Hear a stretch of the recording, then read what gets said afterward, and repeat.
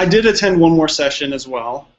Super fandom in the digital age, and I really was looking forward to this session because it was two stars on YouTube, people that had 1.5 or so million subscribers, and a guy from BuzzFeed who's their video content curator, like runs their video development house. They had views up to like 13 million on their YouTube videos. So these are like regular podcasters. Yeah, I mean experts in their field, and stars on YouTube. Stars on YouTube, and you know we work with a lot of groups that are entering into the video sphere, and so I went in there trying to figure out, okay, these guys are going to talk about how they built these huge subscriber bases and what they do on a daily basis to provide interesting content and that kind of stuff. And unfortunately, it ended up just kind of like, I don't know if they had already started drinking for the evening or what. They were ready to. But they just kind of got up and they just had a very,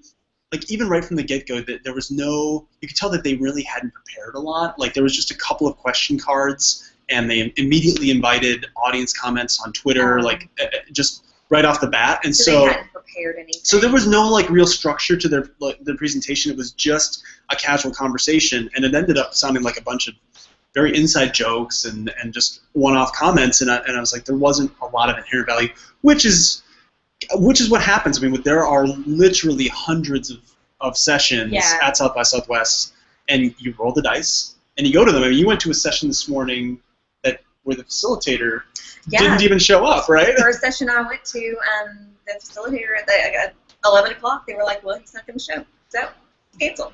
So. But can you imagine? I cannot imagine being selected if I was, to be a presenter at South by Southwest. I mean, these things are not cheap, and so people come here expecting to be able to get the content that they're looking for.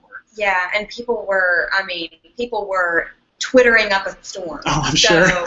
Yeah, people here are not at all prone to using social media. And what was funny is it was using social media to like excite or whatever. So you've got the wrong people to irritate. Exactly. And then to follow it all up, he apparently said something last night that was like, "Yeah, I don't think I'm going to go to my session." So no. That's probably not the best way to engage with people who are already interactive. Yeah.